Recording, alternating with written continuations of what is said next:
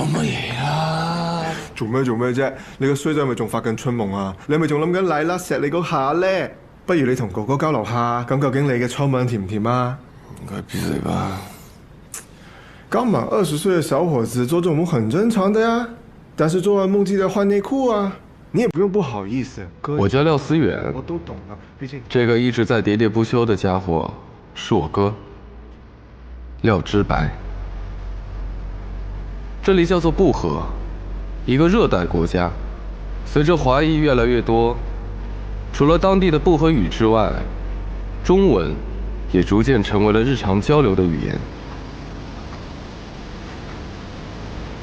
自從10年前的一場大火之後，我和我哥就變得形影不離了。也是從那天開始，我的世界變得不一樣了。ถึงแล้วครับ在呀！就嘴上又想骗我。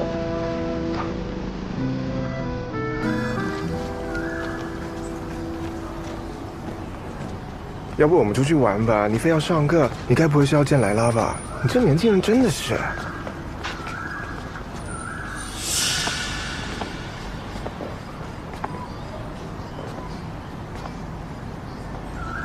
哎，這不是你同班同學馬洛嗎？不熟，走吧。哇，新的插班生啊！廖思遠，我的女人你也敢動？你是不是活膩了？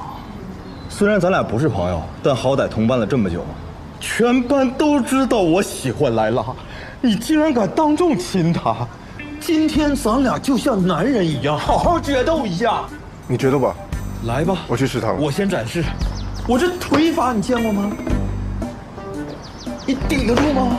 你再看看這腳，我這全是絕招。你能扣我招嗎？哎，你扣我招嗎？喂，干什麼呢？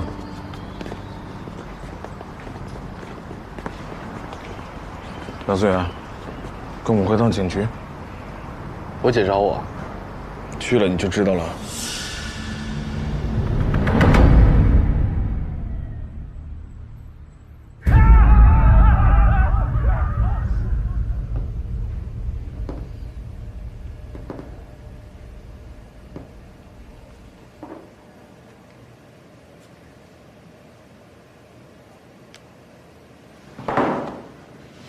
你不害怕？正常人看到这个视频，早就已经吓得屁滚尿流了。你是不是知道什么呀？我哥從小就帶我見過屍體，這不算什麼。叫我來幹嘛？這事情和我有什麼關係？你知道死者是誰啊？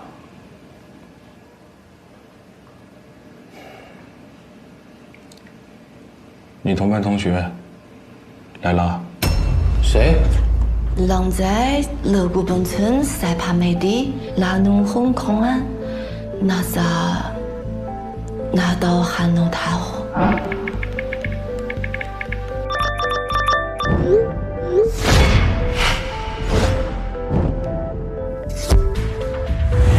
零四生成生正夢困境，皮粗兩蚊琴蚊情蚊情蚊圈。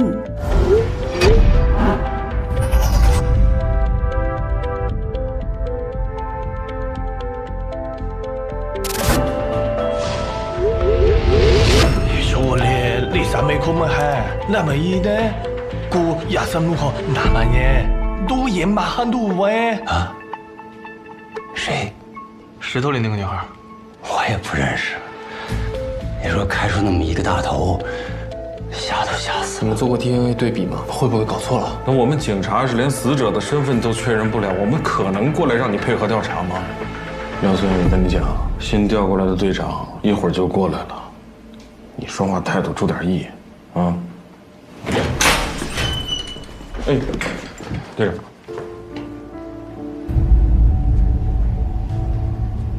廖思遠，好久不見。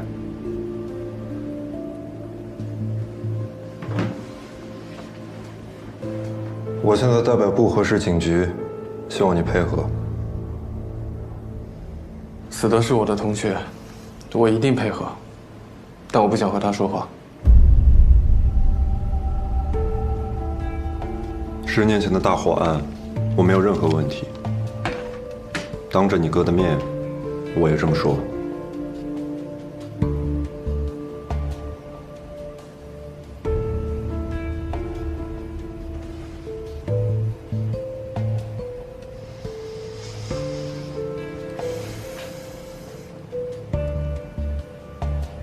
我们是同班同学，社会实践也在一起，私下里接触的不多。上次见他什么时候？3天前。可是我们走访了莱拉周围的关系，据你学校的老师还有同学说，你跟死者生前关系很不一般。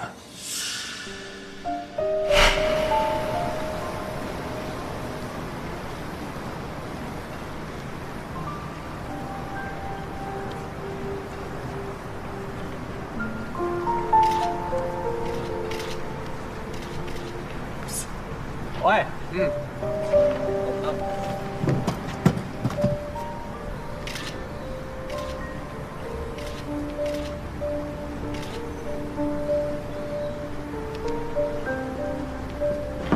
哦，哎呀，来了！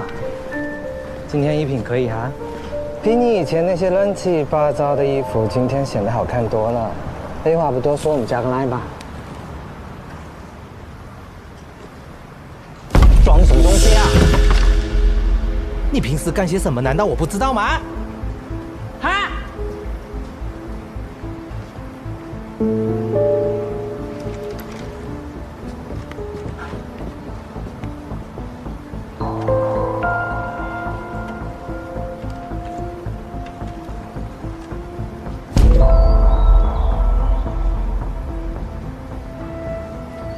小宋。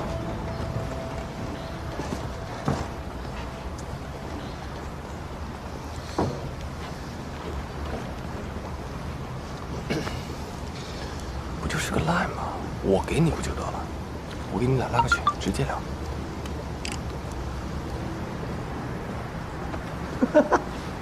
别在这吵，上课呢。 3000一晚，可以吗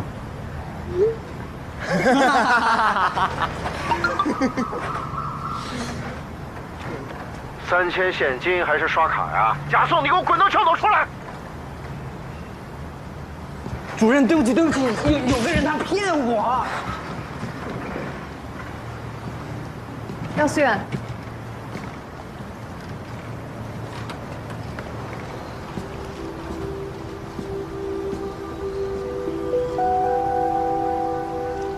我喜欢你。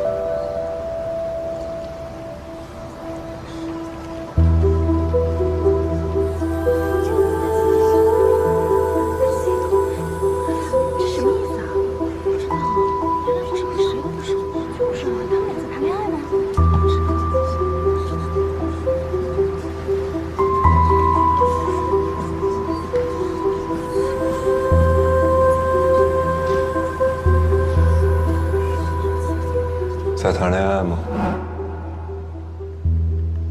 我说了，私下没有什么交集。没什么交集，他为什么会亲你啊？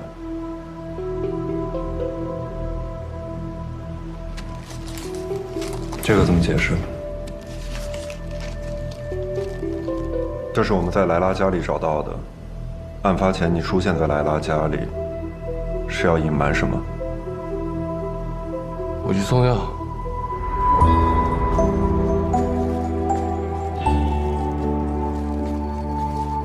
快请，快点别那坑。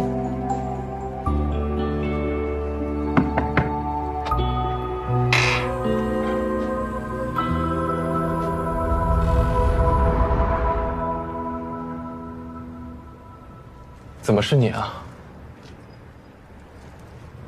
哦，这是我们家的药店。你刚才叫了止疼药，你怎么了？刚才有点胃疼。你脸色好差，要不要陪你去趟医院？没事儿，我现在感觉好多了。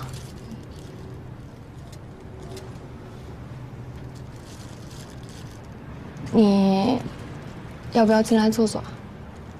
不了，我还得回店里去看店。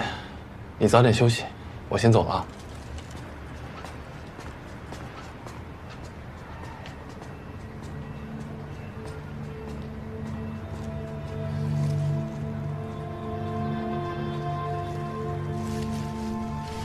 根据头的腐化程度来推断，莱拉的死亡时间就是3天前，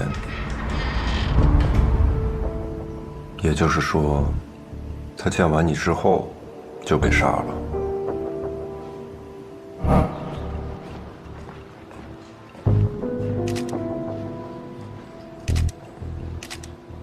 可是根据监控，她家楼下就有一个开着门的诊所，而且这药在布河又常见。他为什么不下楼买药呢？那有没有可能就是单纯懒得下楼呢？如果不是距离的原因，有没有可能是那家诊所有他不想见的人？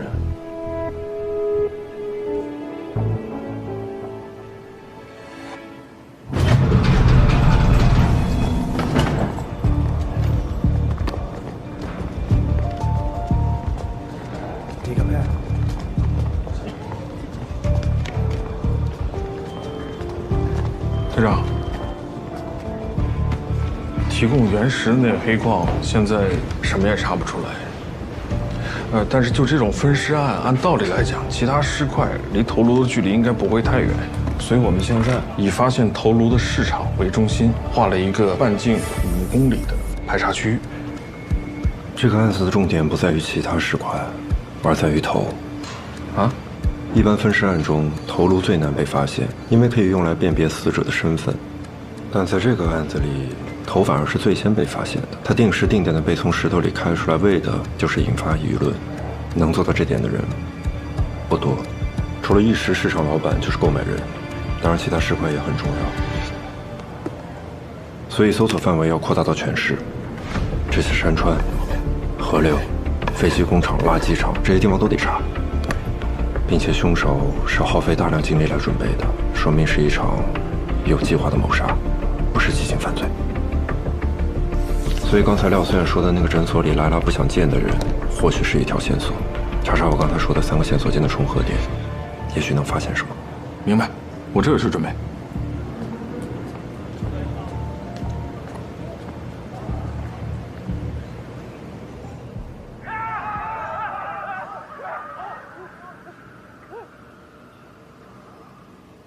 思远，你怎么来了？警察局，我比你熟。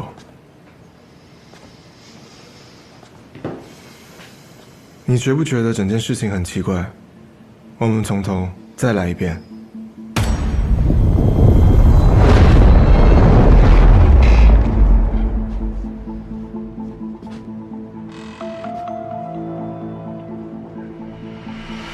回看这天晚上，确实有点奇怪，这不像他平常的风格，化了一个淡妆，穿了一条平常不穿的白色裙子，他的眼神闪烁，不敢直视你，似乎在跟你隐藏些什么。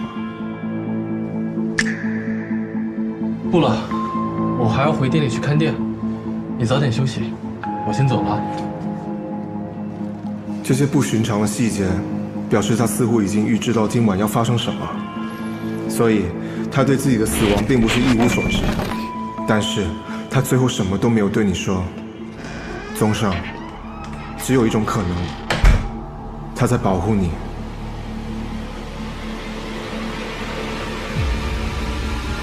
也许，当时凶手就在他的房间里。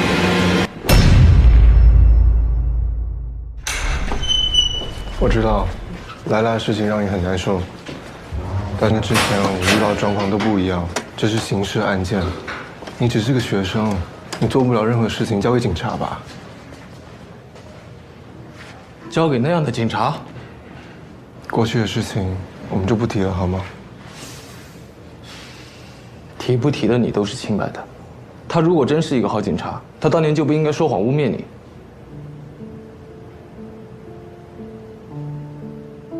各位媒体记者朋友们，大家好。此次永安村廖家灭门大火案，引发了社会各界的广泛关注。接下来，由这次案件中调查一线的见习警官舒和，为我们做调查结果的情况说明。经过我们几个月的调查，我们得出结论，这是一起性质恶劣的吸毒纵火案，凶手就是永安村的廖家长子廖志白。廖志白曾是警校学员，在校就有过吸毒史，也曾一度被外界认为是天才警探。你杀我！你这个骗子！我们没有吸毒！你快说！我们没有吸毒！我们绝没有跟他吸毒！你快说呀！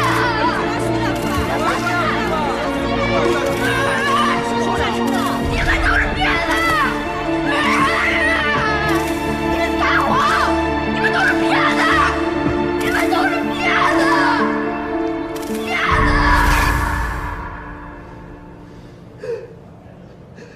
你有没有听到有人在哭啊？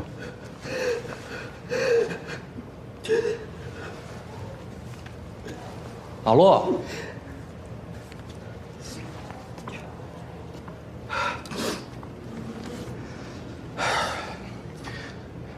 你晚上有事吗？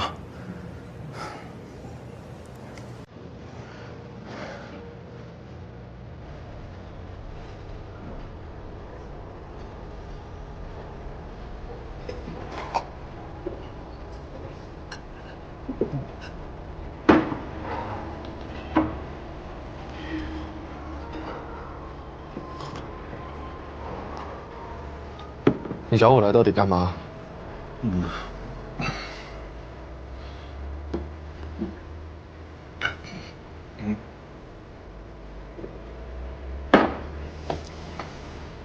走吧。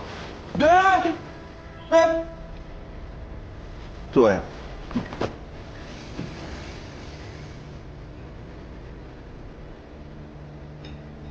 那些男的是因为得不到他才造他的榜样。莱拉不是那种人，我从小就喜欢他，可他喜欢的是你。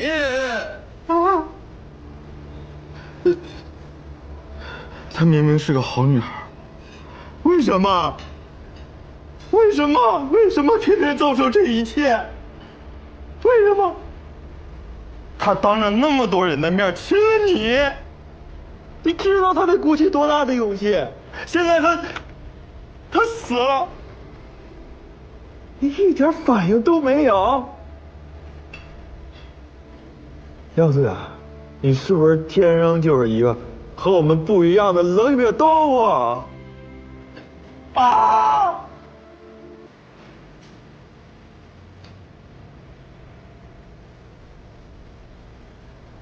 我曾经不是。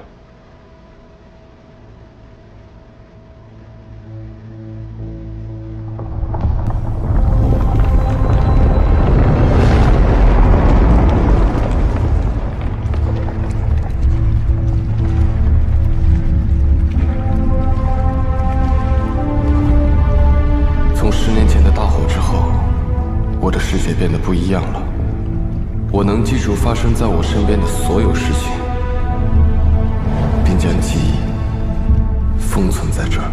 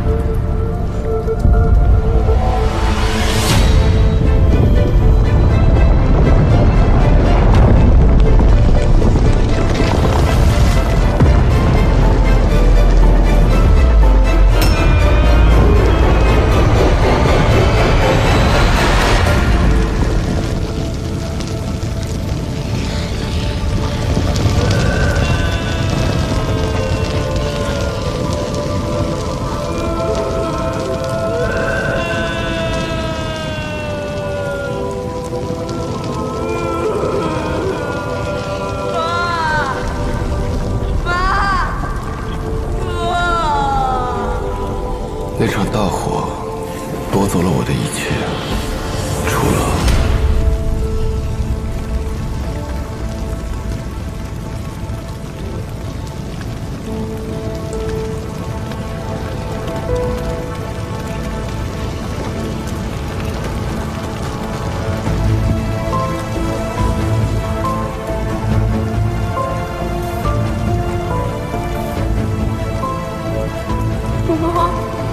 从那天开始，我就能见到死去的廖志白了。不如你同我交流下，咁究竟你嘅初吻甜唔甜啊？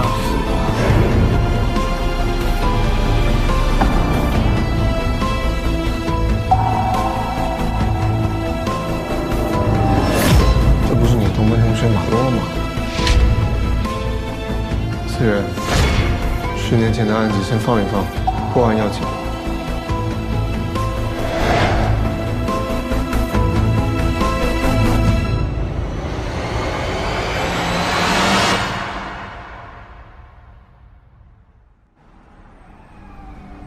最近，馬崔申請腦草比格利亞版4數令牌，細查款款，本身高垂，回令人一嘴，長談且富態過對半，全七寸，命很純，隨時報備，馬產上水上。医生，真是太谢谢你了，要不是你这儿有这么高的学生折扣，我这病可能就耽误了。给你们减轻负担，也是为社会做贡献，对不对？哦，对了，关于你留学的事儿，哎，这是我做的一家公益机构，目前正在做一些针对留学生的公益项目。像你这种每次都是学年第1、第2的成绩，我们机构都会给一笔不小的补助。如果你需要，就打给我。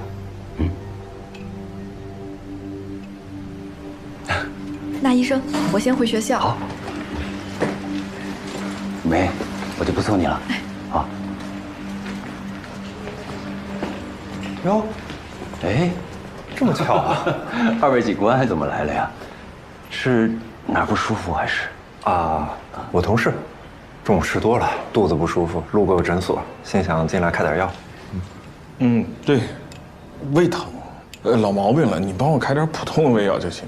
好，我让护士处理一下。小鱼啊，哎，来，给这位警官拿一点胃药。好嘞。啊。啊，没想到这是你的诊所。啊，是啊，好多年了。别紧张，我是在警局。坐，坐。好，谢谢警官。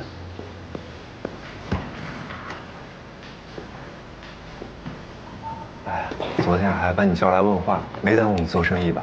怎么会呢？比起人命关天的大案，我这个小诊所关2个小时，耽误不了什么。再说了，还有护士打理。 4天前的晚上7点钟，你这儿开门了吗？关门，我不在。哦，你不是说你不在的话，护士会帮你打理的？药来了。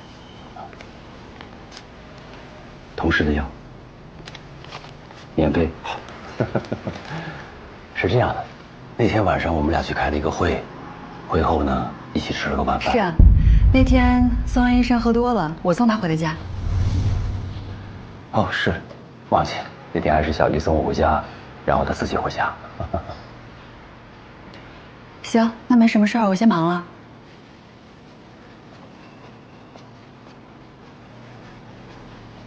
有什么问题吗？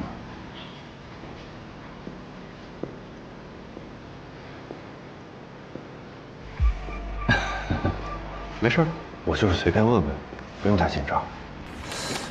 我记得好像也是。 没开门，对吧？对。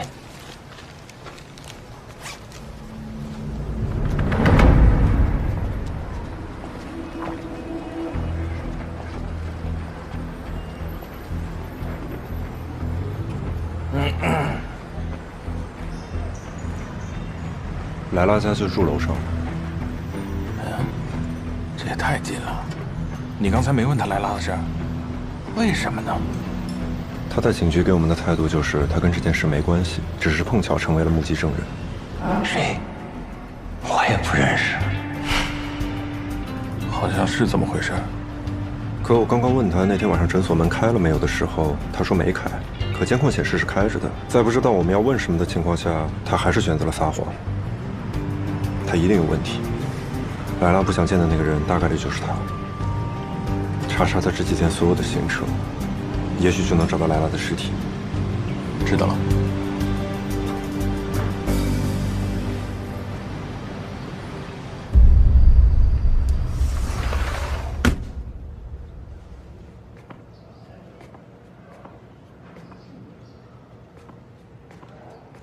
4天前的晚上，我回来取一份女孩的资料，所以确实是开着门的。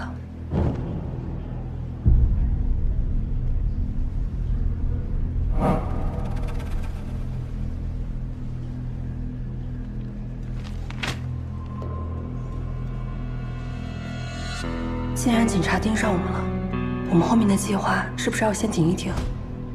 这一切都太巧合了，莱拉的头怎么会在我的石头里？怕是有人在查我。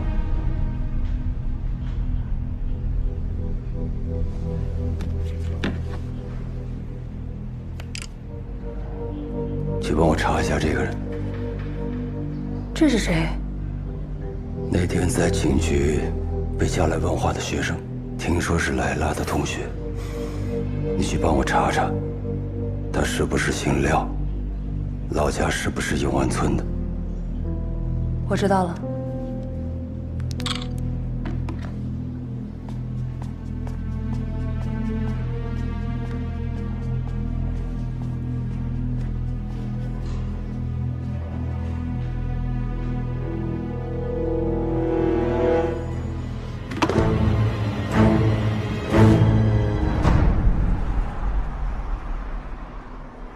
佢只下平库的，嚟晒真酷，佢可你阿莫哈咩係，路人咪看到也酷叫名，温度好闺蜜，狗真不进去，无可不流怒，有啲阿仔对外马来家好村皮先嗨，牛嘛为都叫名，全无互选路真大，拉人路真撇，你也都哈嘛哈。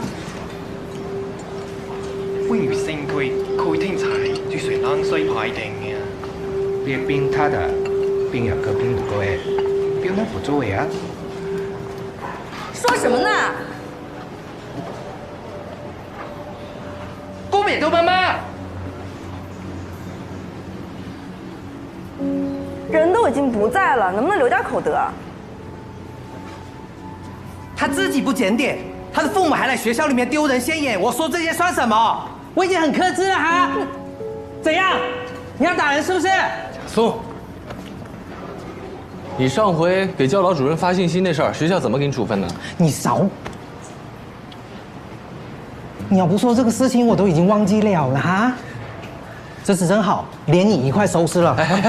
不合大学生行为守则第11大项第8条。留校查看期间，如果再发生暴力行为，是可以直接开除的。你要不再想想？这什么手表？快戴上。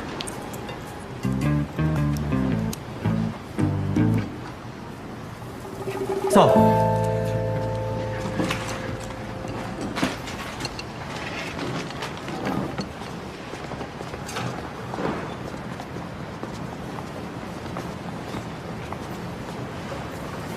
看不出来啊，反应这么快。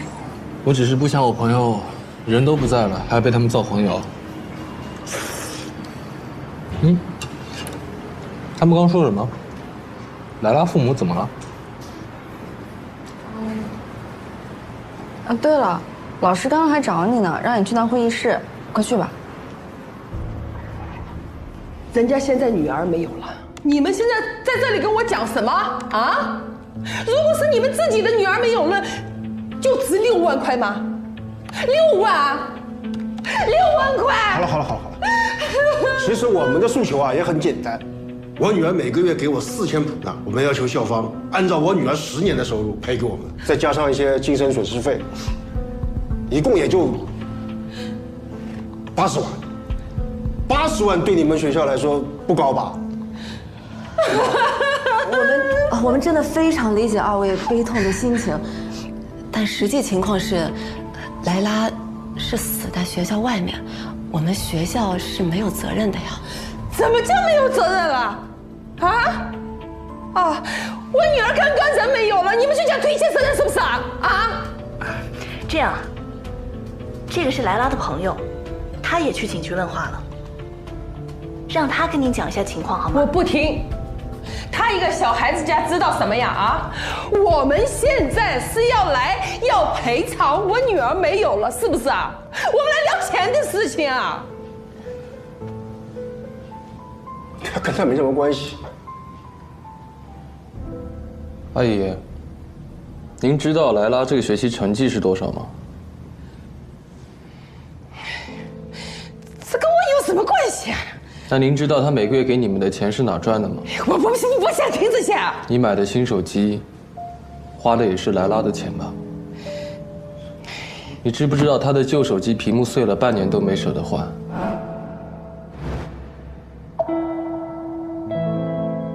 这些跟你有什么关系啊？你出去吧你！出去！所以你现在只关心莱拉死后能从她尸体捞多少油水，你根本不关心她是怎么死的，她是为什么死。你说什么？啊？你是谁呀？你乱讲话！你给我滚！你出去！这个是我们家的事情，跟你有什么关系啊？莱拉是我自己的女儿，是我亲生女儿，是我身子掉下来的肉啊！活着的时候是提款机，死了是心头肉，对吧？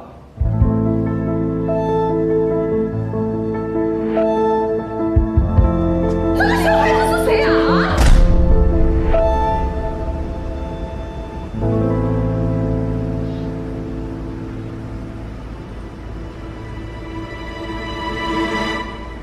那可是我的女儿啊，但是得加钱。怎么了，思远？别想了啊！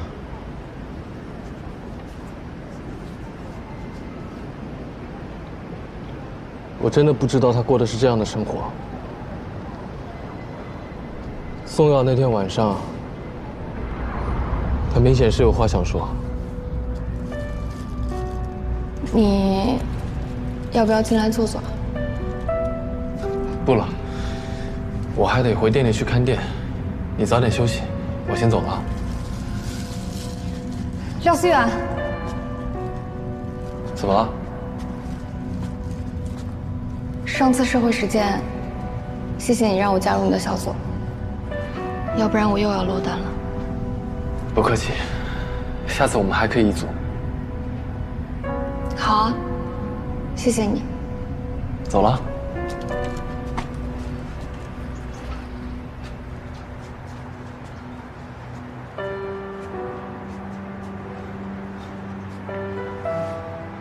我没有留下来，是因为不敢面对他的心意。如果凶手就在屋里的话，他的挽留会不会是他最后的求救？如果我当时多问他一句，多关心他一下，是不是他就不会死了？可是世界上哪有那么多如果呢？哥，脑袋被砍下来，一定很疼吧？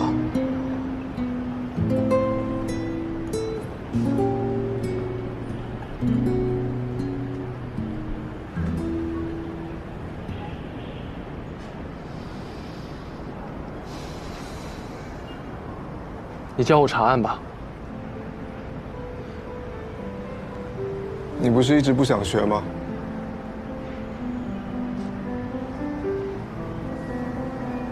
可是莱拉不能就这样不明不白的死了。我不想看见他那对父母伏在他尸身上吸血，也不想看到那些无关的人对他非议。揣测。我希望莱拉知道，即便他已经不在了，这个世界上至少还有一个人在乎他曾经经历了什么。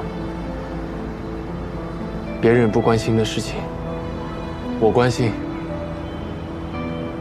别人不想给的正义，我来给。可是思人，一旦做了这个决定，你就会看到与日光下完全不同的世界。你会看到人性最残忍自私的一面，也可能永远对人失去信任。这是一条不归路，一旦迈出第一步，就回不了头。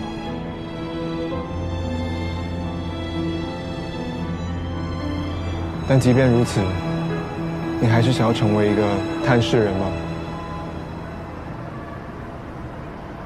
探视人是什么？兄弟，小时候让你看的书都白看了是吗？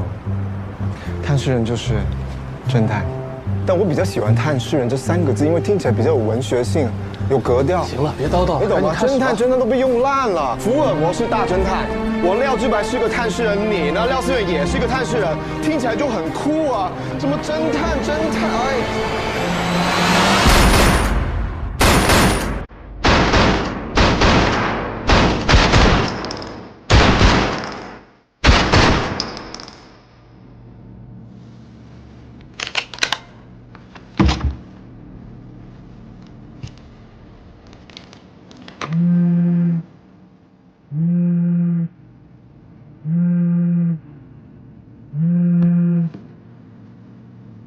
查到了，他叫廖思远，的确是你们永安村的人。还真是廖家老二，看来是冲我来的。冲你？你们是有什么过节吗？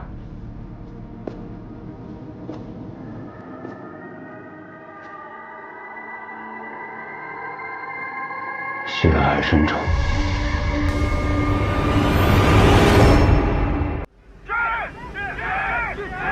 凶手有无数种方法杀害莱拉，为什么要把他的头放进石头里面？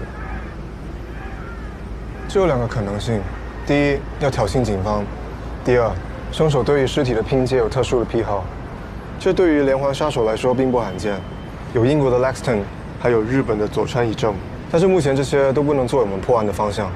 刚才那个人说，那天有一个医生去学校接莱拉。拉雅诺加佩。利亚杜哈玛哈，这是那个买原石的医生。你觉得他有嫌疑？我昨天在警局看到他，就已经觉得有点不太对劲，而且他昨天很快就离开警局，这说明他并没有承认他认识莱拉，要不然不可能那么快放他走。并且监控一定没有拍到凶手进出过莱拉家，否则警方也不会通过外卖包装找到你。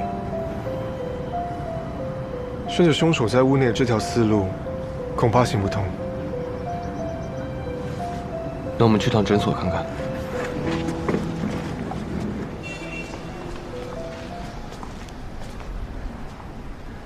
你去问问这里的病人，看看他这2天什么时候没在诊所。好。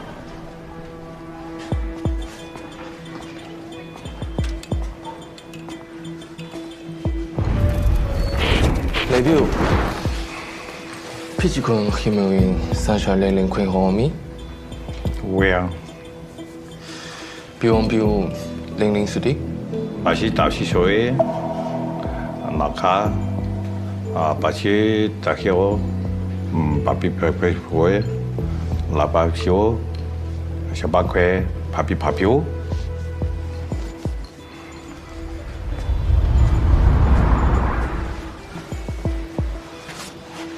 怎么了？没事，问的怎么样？案发前一天，整个下午和晚上，他都不在诊所，只有护士在。可信不信？思远，别打草惊蛇，赶紧走。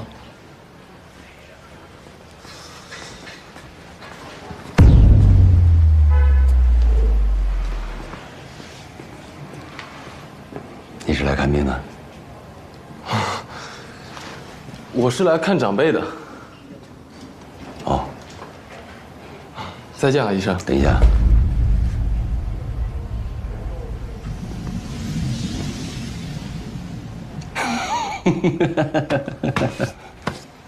你不记得我了？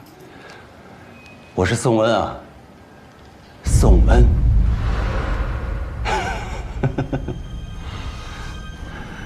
也难怪，那个时候你还小。以前呢，我在你们村子里头开过诊所，想起来了吗？记不清了。记不清也好，毕竟你们家出了那么大的事情，记不清就记不清吧。小时候的事情我都忘差不多了。我还有课，我先走了。哎，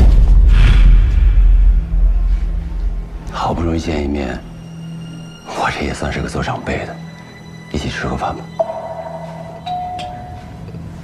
里面还有病人等你呢，下次我请你，你先忙。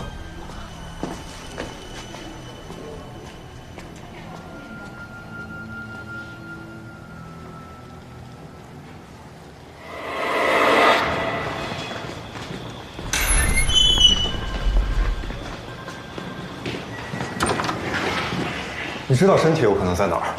我在死者的鼻腔里面发现了一些积液，确定是头颅进过水，但是因为没有身体的原因，所以没有办法确定他是溺亡的还是死后入水。但是可以确定的是，这是河水。河水？但不和河很多，能确定是哪一条吗？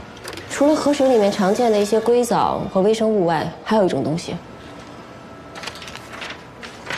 香灰泥。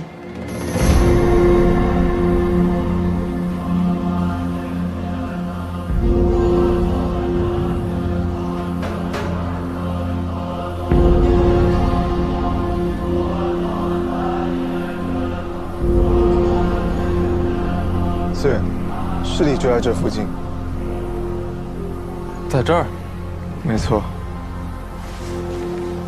不合适，唯一一座靠近河边的寺庙。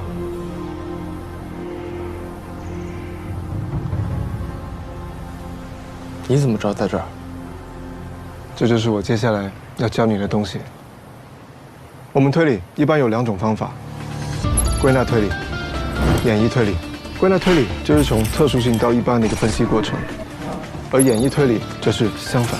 在案件的侦破过程当中，这2种方法通常是密不可分的。我知道听起来可能有点枯燥，那接下来我就会用具体的例子来进一步解释。你看这鞋子，鞋头上的泥土是最近才沾上的，因为情急之下被放在其他鞋子后面，肯定是因为忘了，来不及清理。宋恩的汽车轮胎边缘也沾了这种泥，和鞋子上的一致。寺庙每隔一段时间就会把香灰倒到河边，河水时涨时落，淹没香灰，久而久之就成为了香灰泥。而宋恩的鞋子上、轮胎上也是这种泥。所以说他来过这里。没错，这就是基本演绎法中典型的3段论推理。所谓的3段论，就是通过包含 A 与 B 的大前提、B 与 C 的小命题，而得出 A 与 C 的结论。而城中只有这个河边有香灰泥，这是大前提。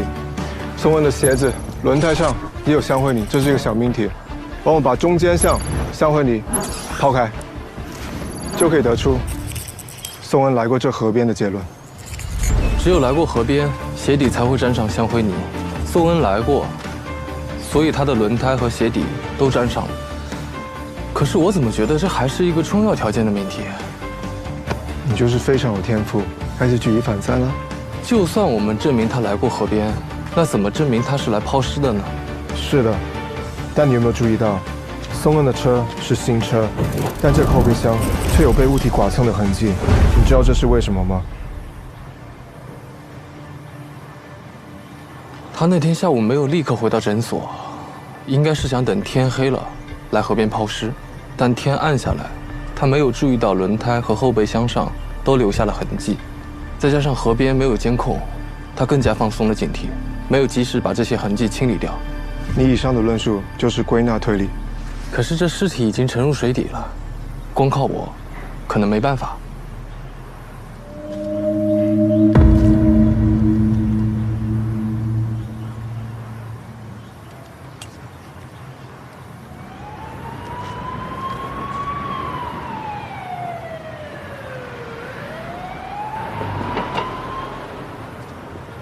看来警察也查到这了。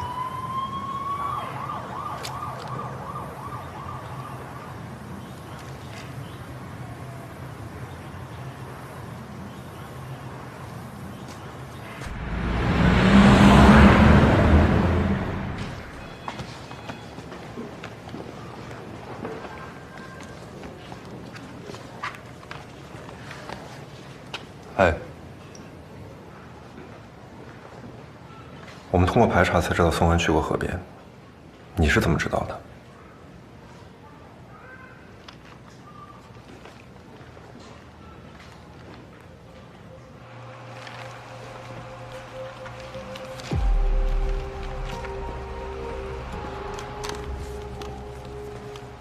来吧，开始。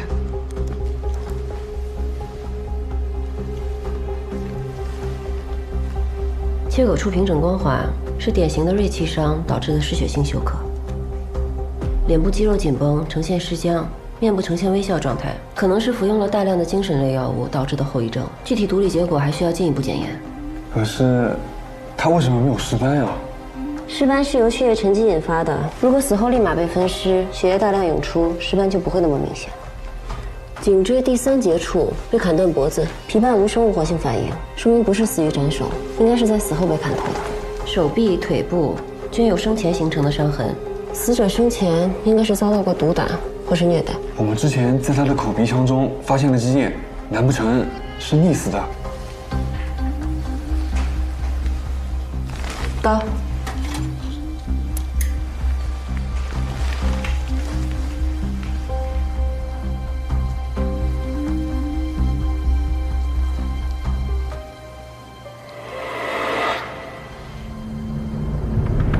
到底是在等你姐，还是在等莱拉的验尸报告？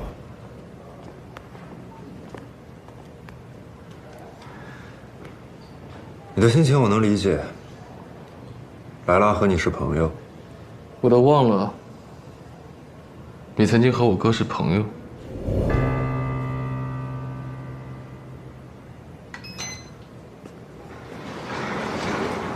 怎么样？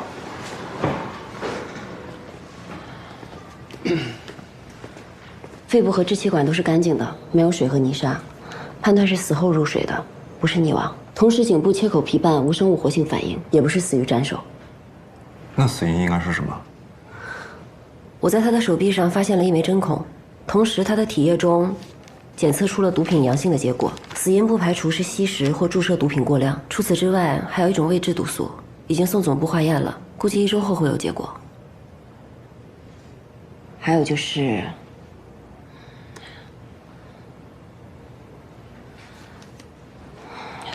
她怀孕了。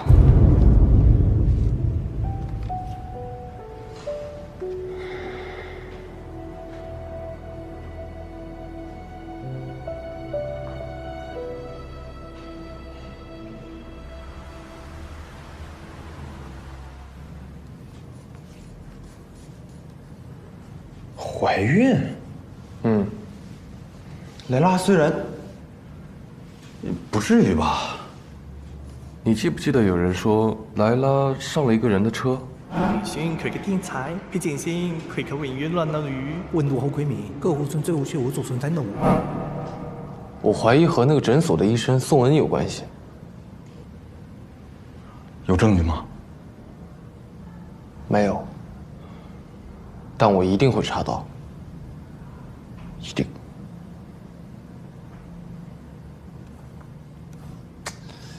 你畫好了沒？我脖子都僵了。啊，畫完，半個小時了都。栩栩如生，惟妙惟肖。那什么，我先走了啊。那个，这屋钥匙在你那儿是不是？走的时候记得锁门啊。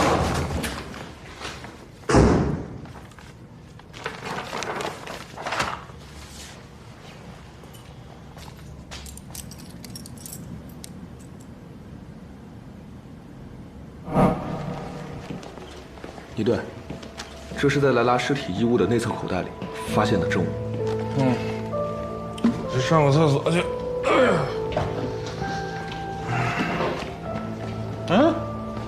还没走啊？你把手电拿我用用。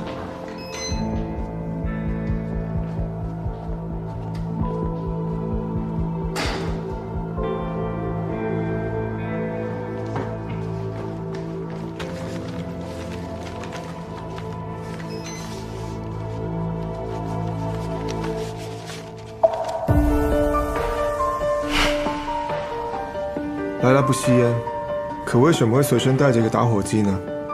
而且还是放在了衣服的内侧口袋。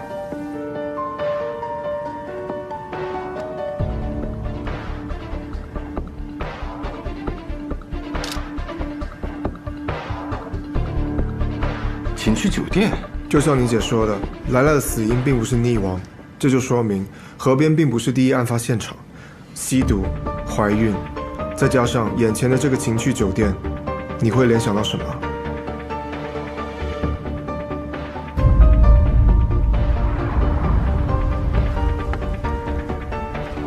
有没有可能，这是莱拉拼尽全力想要传递给外界的信息？也许，这里才是莱拉真正的死亡地点。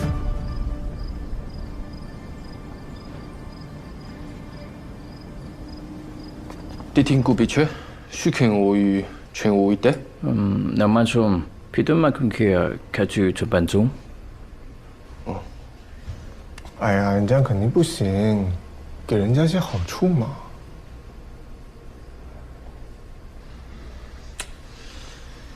원슈먼 하테코나 사슈 챔피언 쿨러 춘堆本 우이 피슈오미却우이구 随名皮姐姐。我认识。你会说中文啊？什么时候见的呀？应该是4年前的晚上。就是莱拉遇害那晚。行，你帮我开一间房，就要他上次住的那间。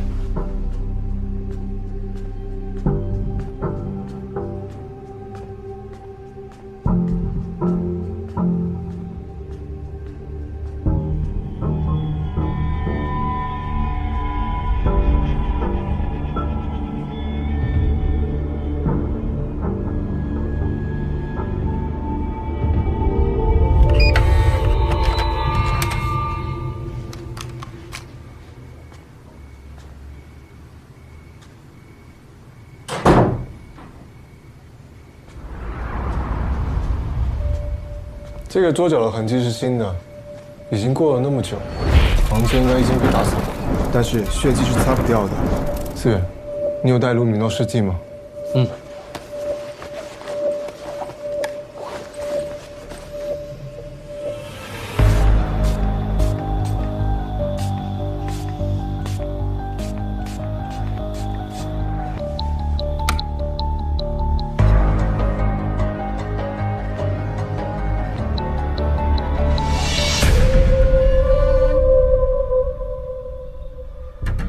这里才是莱拉死亡的第一案发现场。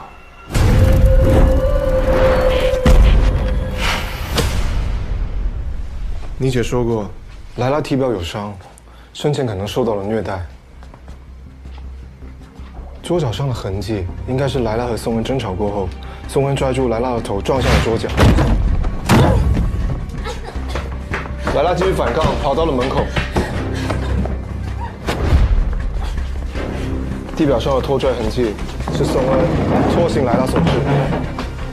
椅子上也有被绳子勒过的痕迹，因为被提前注射了毒品，所以他无法反抗。凶手控制了莱拉，并在椅子上杀死了她。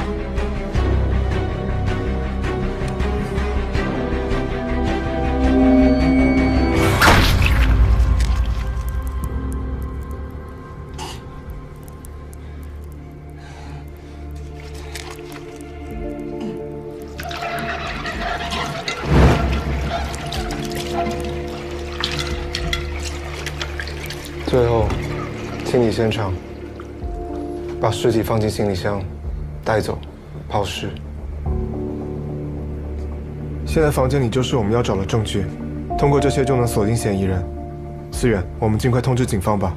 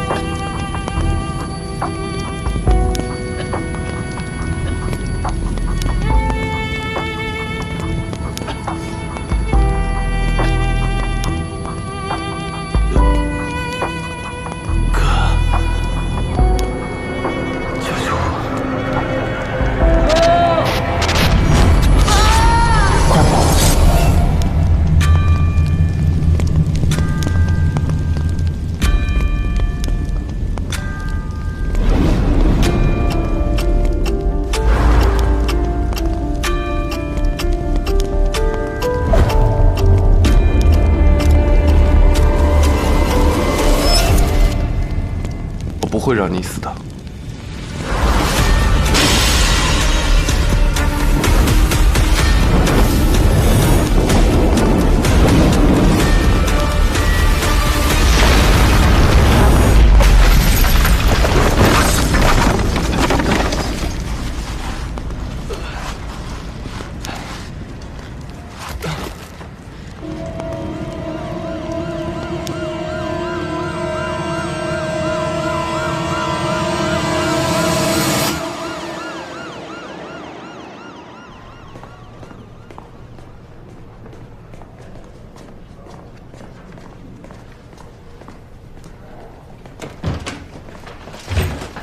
姐，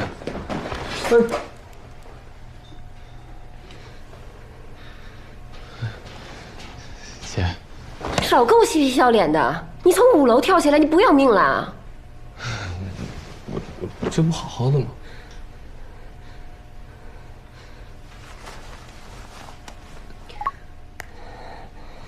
你给我解释解释，这怎么回事？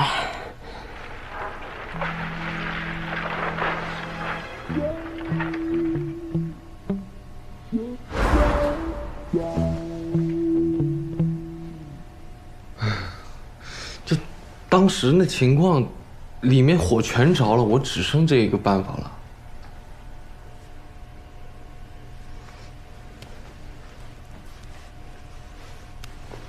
坐。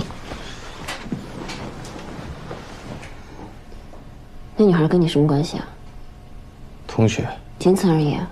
啊。思远，你为了一个非亲非故的人，差点被人活活烧死。值得吗？我给你个建议啊，你不要再继续说了，他要生气了啊。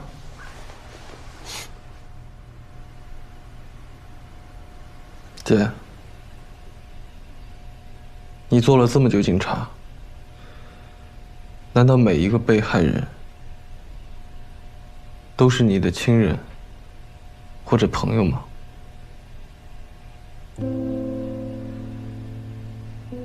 我们前几天还在一起说话，一起上课，突然就变成一具冰冷的尸体。到底是因为什么原因要用这么残忍的方式杀掉他？姐，这些难道都不重要吗？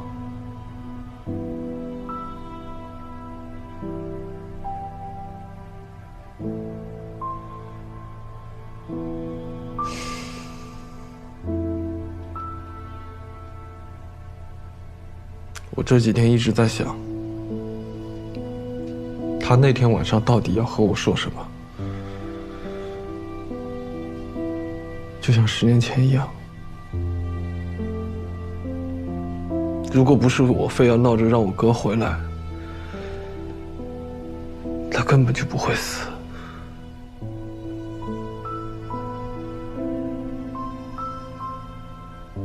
是我害死了他。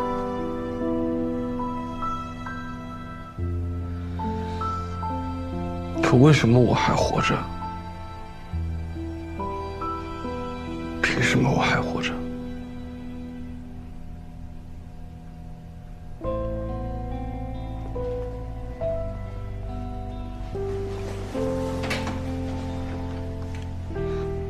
思远，你活着不是你的错，我要谢谢你活着。因为只有你活着，我才能活着。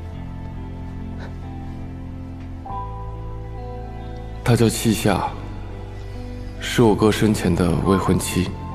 开始，打，杜根，给我赢了！那场大火之后，她在孤儿院里找到了失散的我。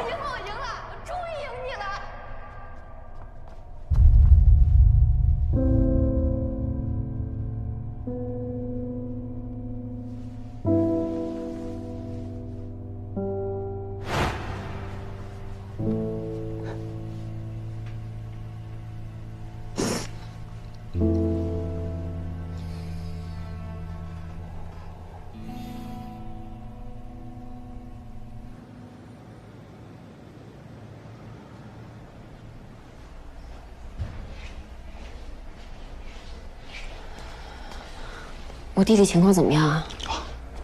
吸入大量的烟尘气体导致的休克，好在抢救的及时，已经没事了。待会儿做个全面的检查就可以回家了。那就好。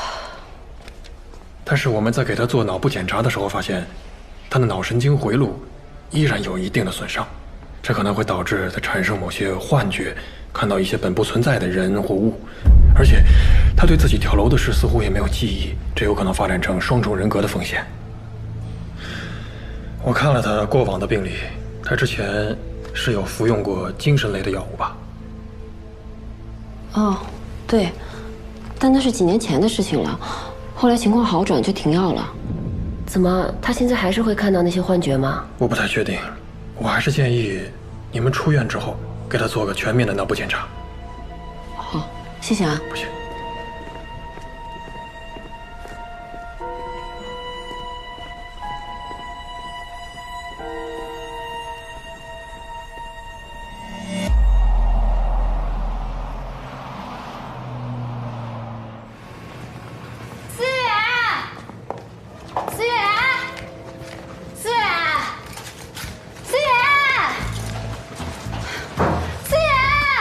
这儿，别喊了。啊，思远，啊，没事吧你儿子？哦，来转过来我看看。哎呦妈！没事没事。妈，这里是医院，小丽。没事。你个臭小子你吓死我了！哦，一大清早的呀，我就接到警察的电话，说你出事了。我酒都没喝完就赶过来了。我真没事儿。他们大惊小怪的，非要我来医院检查一下。你看我这不好好的吗？好好的。哎哎啊！说来你也是个警察的啊？你不好好护着你弟弟啊？她叫戚美华，是戚夏的母亲。那场大火之后，她就与戚夏一起收养了我。但是她不想让我叫她妈，所以我叫她美华姐。你大清早拎个酒瓶来医院。怎么了？昨晚上酒忘存了？关你什么事？我多大你多大？臭小子，你还敢跟我这是阴阳怪气的？说，干什么去了？说。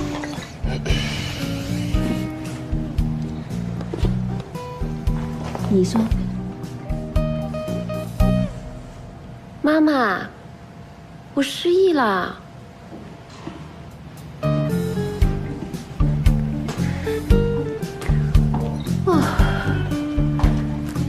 都不说是不是？那我就用酒精药死我自己。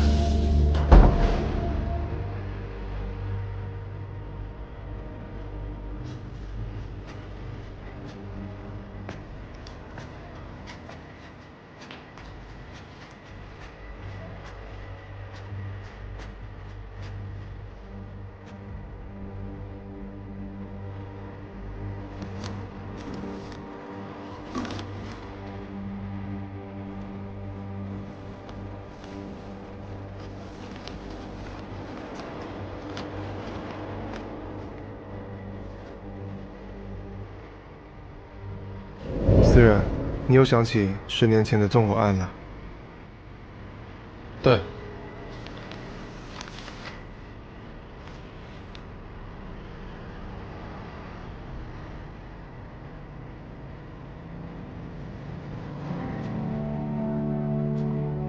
那如果我跟你说，警察的调查是真的，而全部都是我干的，你会怎么办？